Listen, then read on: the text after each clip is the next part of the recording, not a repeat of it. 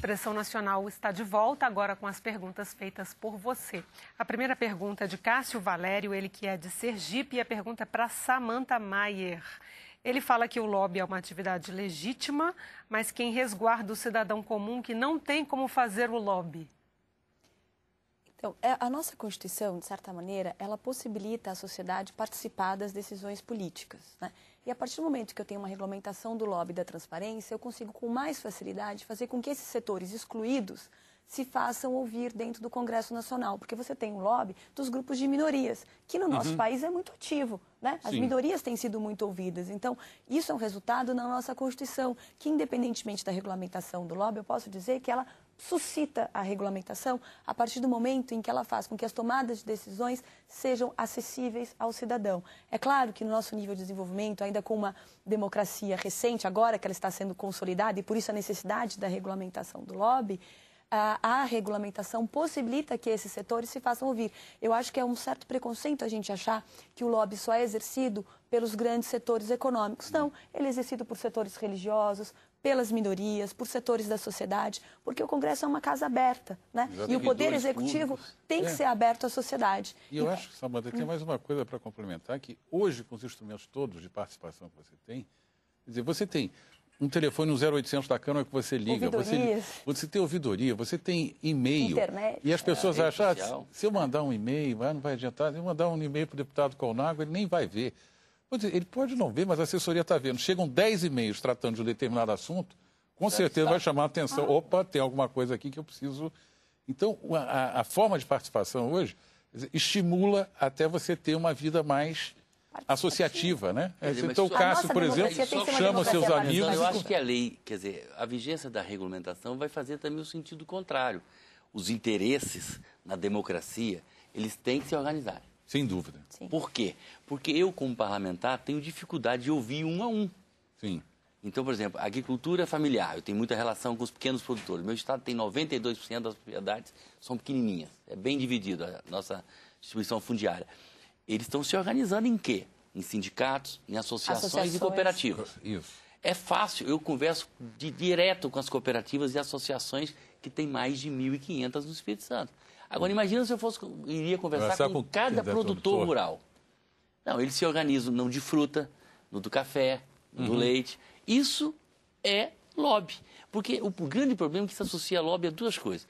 Primeiro, as coisas erradas. Já falamos isso aqui. Isso. Segundo, a indústria. Como se hoje eu recebi um sindicato de servidores públicos discutindo sobre a PEC 300. Semana passada eu recebi sobre a PEC 250.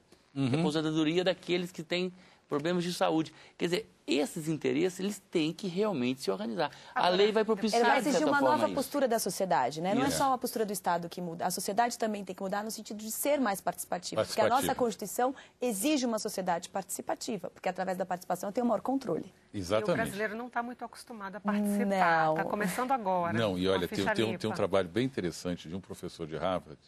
Ele escreveu um livro que é Fazendo a Democracia Funcionar. É o Robert Putnam. E a pesquisa dele foi na Itália. Norte e Sul. Né? Que ele diz assim, me diga como funcionava o coro da determinada cidade e eu te digo a qualidade do governo municipal hoje.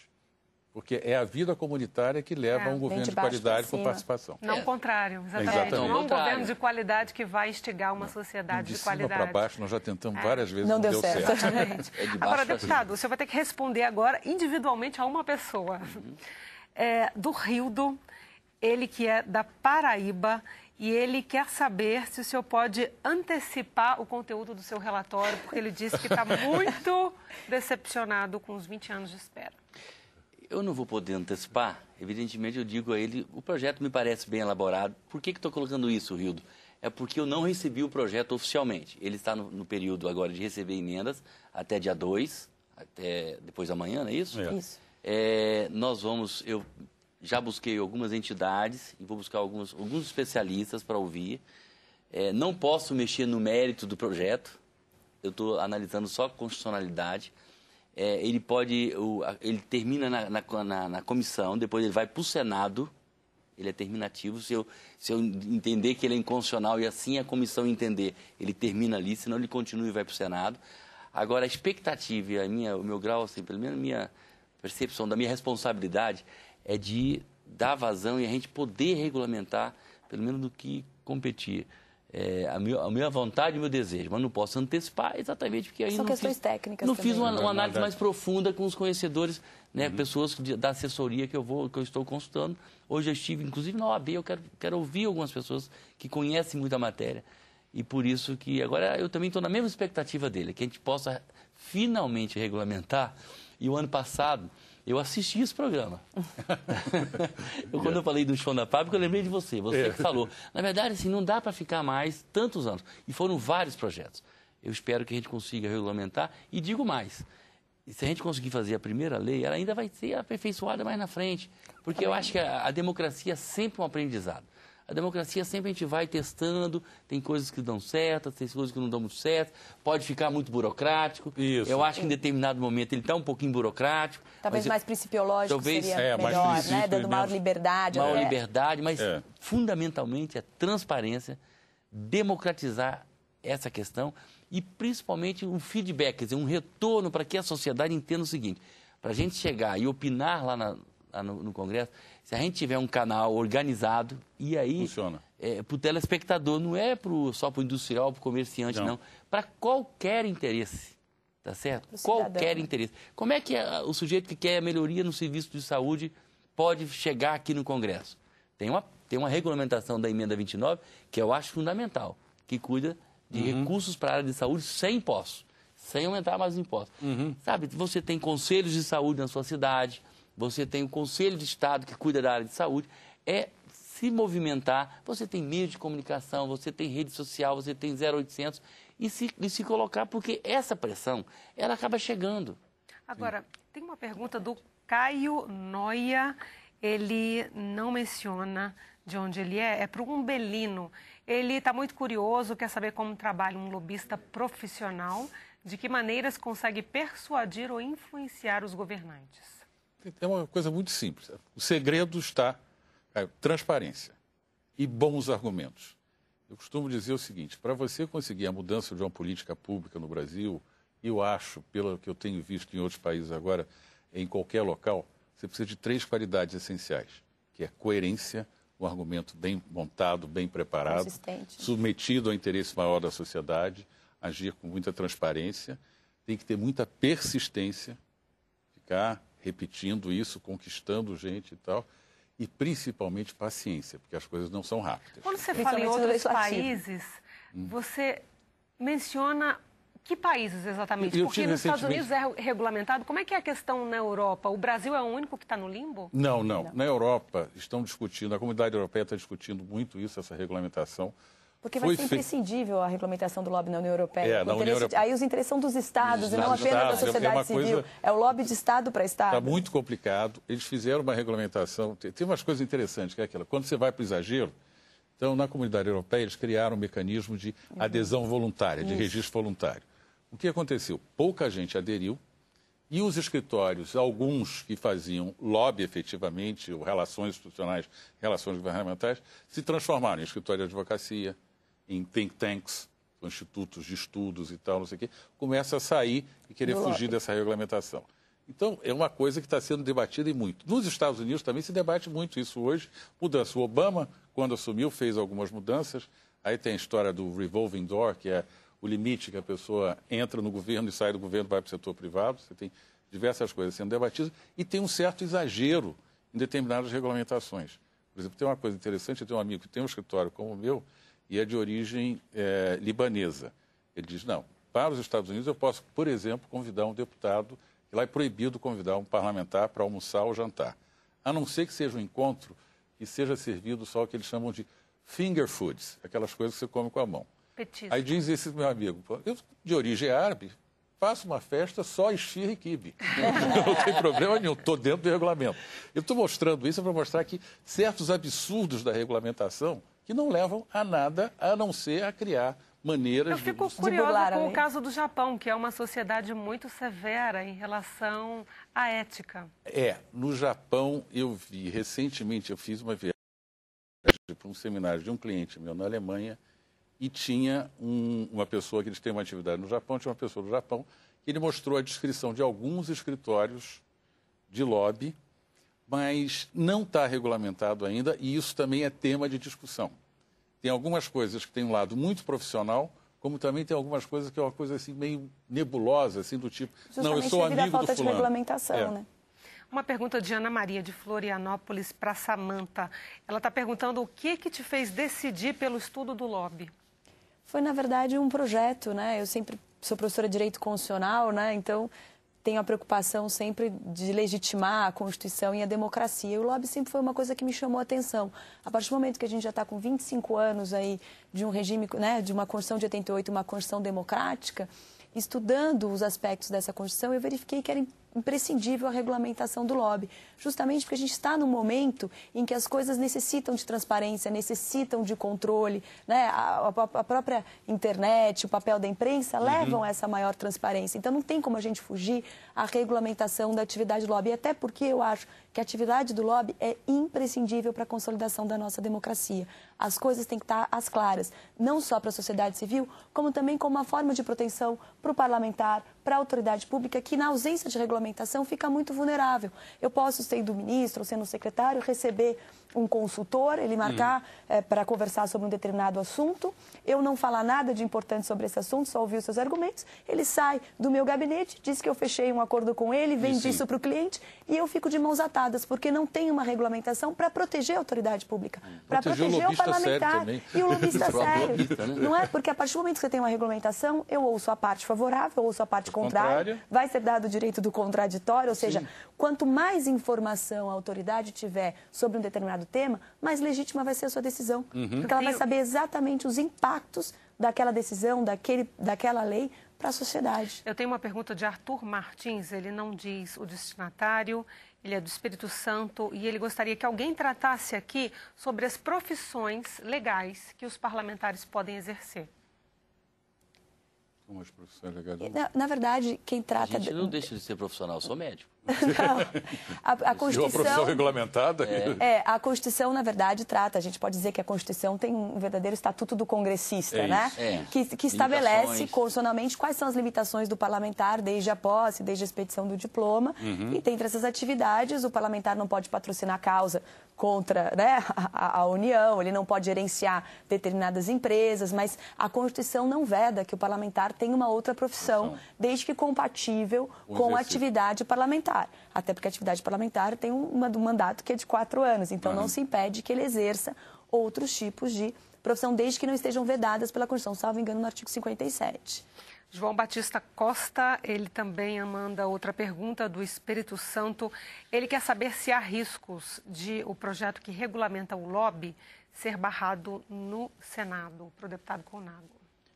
A gente não tem como prever uma situação dessa, né? É porque o debate é democrático, evidentemente que, saindo daqui o projeto e aprovado pela Comissão de Constituição, Justiça e Cidadania, como constitucional e admitido, eu acho que ele entra bem no Senado. Né? Eu acho que também entendo que as pessoas de bem, as pessoas que fazem o lobby correto, as pessoas que acreditam na democracia, que têm o interesse público no seu espírito, querem a regulamentação. Então, eu acho que a tendência, nesse momento do Congresso, tanto a Câmara como o Senado, é de aprovar essa regulamentação, que eu acho que não vai sair perfeita, tá certo? Eu acho que nós vamos aí na frente... Algo a ser aprimorado. Vão ser aprimorados, mas que acho que é um primeiro passo e a gente está vendo que, na verdade, o mundo todo não tem isso muito resolvido. Não. Né? Eu acho que para a nossa democracia é fundamental, porque isso vai... Um mínimo de regramento, um mínimo de atividade para aqueles que querem fazer... Né? E parâmetros para aqueles que querem fazer as coisas bem feitas e com muita transparência. Eu acho que isso é fundamental. Eu vou lançar uma pergunta que é para os 3, para a gente encerrar nosso programa. A gente já está no finalzinho. E a pergunta é a seguinte... Qual o cenário que vocês veem para a regulamentação do lobby já para o final desse ano, se isso é possível? Samantha. Eu acho que é possível, sim. Eu acho que até iniciativas como essa do programa e toda essa discussão que a imprensa tem gerado devido a alguns acontecimentos sobre o lobby é muito importante, porque fomenta um campo favorável para a discussão e, através da discussão, a gente consegue desmistificar, né, esse caráter pejorativo que o lobby tem. Eu acho que a gente está no momento da nossa história, da nossa democracia, que a sociedade e o poder público exigem transparência, principalmente a sociedade. Então, quando a sociedade, os meios de comunicação exigem essa transparência, o Congresso vai dar uma resposta à altura. Estamos aqui com o deputado, né, que tem todo esse empenho em aprovar o projeto de lobby dentro da competência dele. Então, eu vejo com muito êxito, né? E vejo também uma vontade do próprio Poder Executivo, né, em regulamentar isso. Já tivemos outras iniciativas, seminários com professores internacionais promovidos pelo próprio Poder Executivo, demonstrando uma vontade do Executivo também em regulamentar. Então, quando a vontade da sociedade, né, se coaduna com a vontade do Poder Público, eu acho que nós temos grandes chances de êxito. Deputado Colnago, para tirar a dúvida, o parecer que o senhor vai dar ao projeto de lei do deputado Carlos Zaratini, o projeto de lei, ele regulamenta o lobby nos 3 poderes. Ele regulamenta o lobby no poder legislativo E executivo. no executivo. No Do poder judiciário, judiciário. No judiciário, não. Ele não é que ele não possa ir na audiência pública, não pode ter algum tipo, mas no judiciário, não. Eu entendo que ele está restrito a esses 2 poderes. E aí quero opinar também, aproveitando essa pergunta dele, eu acho muito interessante. Eu acho que eu tenho a expectativa de que a Comissão de Justiça, o nosso parecer sendo favorável, eu não quero antecipar, porque exatamente nós estamos ainda estudando, né? Mas sendo favorável, que ela possa votar favoravelmente e ir para o Senado, e o Senado também aprovar uma primeira lei. Porque toda vez que nós temos casos polêmicos, e aí eu não quero polemizar aqui agora, foi até uma solicitação sua no caso do Palocci, mas toda vez que surge essa coisa, aí o Congresso levanta. Porque ele não está aqui para se defender. Não, aí precisa ouvir as duas mas partes. aí daqui um ano, se não se aprovar agora, cai no esquecimento, fica morno, fica lá 1 ano, 2 anos. Aí algum outro episódio que geralmente afeta a questão da moralidade pública, da ética, aí o Congresso volta a tocar no assunto. É igual a reforma eleitoral. Termina a eleição, a população está insatisfeita com as regras, e aí a casa começa a conversar. Hoje eu dava uma entrevista para uma rádio e falei, olha, minha expectativa é que nós vamos aprovar muito pouca coisa aqui em relação ao projeto eleitoral, infelizmente. Porque, para mim, ele teria que ter uma comissão só, sabe, com um conjunto de especialistas, junto com congressistas, para fazer uma proposta mínima e a gente conseguir conduzir. Todo mundo tem a sua reforma, os 513 deputados têm a sua reforma na cabeça. Os 81 senadores E os também. 81 senadores. Então, não chega a lugar nenhum. Então, eu acho que a construção de consenso é importante. Eu entendo que essa matéria há uma vontade, porque ela aposta no interesse público, sabe, na legalização, regulamentação, legitimação de uma atividade importante, que aumenta a democracia. Sem dúvida. Que legitima as pessoas que querem trabalhar sério, e aqueles que, na verdade, aqueles que querem fazer as coisas erradas, né, vão continuar fazendo, porque se fosse assim, eu vou repetir o que o Melino falou, nós temos aí o Código Penal e as pessoas cometem delitos. Está lá previsto que não pode, vai ser penalizado, mas a pessoa comete, por vários motivos. Então, eu espero que isso consiga avançar no sentido da gente ter uma democracia, um aperfeiçoamento da democracia e da transparência na nossa democracia. Umbelino, para a gente fechar o nosso programa, por que não regulamentar o lobby no Poder Judiciário? Eu acho que aí é uma questão muito específica que envolve a questão dos advogados e o judiciário. Você tem o Código de Ética da OAB, você tem diversas outras peculiaridades que eu não diria que é não regulamentar, mas acho que precisa ser discutido em outro fórum com outros especialistas. Por exemplo, no meu escritório, não obstante a minha formação jurídica, eu hoje não vou aos tribunais. Quer dizer, eu não tenho nenhuma atividade no Poder Judiciário. Minha atividade se cinge ao Legislativo e ao Executivo. Então, eu acho que o Judiciário talvez não seja a questão de não regulamentar. É uma questão que a OAB pode dizer, já está regulamentado.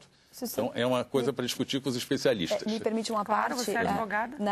No próprio processo constitucional das ações diretas de inconstitucionalidade, que a Lei 9868 regulamenta, tanto para a DIN como para a arguição do descumprimento de preceito fundamental, como para a ação declaratória de constitucionalidade, foi criada a figura do amicus curiae, que vem do direito americano, que é o amigo da lei, que são entidades representativas da sociedade que podem se fazer ouvir no processo decisório do Supremo Tribunal Federal, que seria uma espécie de lobby, porque não são partes no processo, mas de repente a empresa dele tem um interesse naquela decisão, porque a decisão do Supremo nessas ações tem efeito erga omnes e vinculante, ou seja, atinge a toda a sociedade, é quando o STF age como legislador negativo.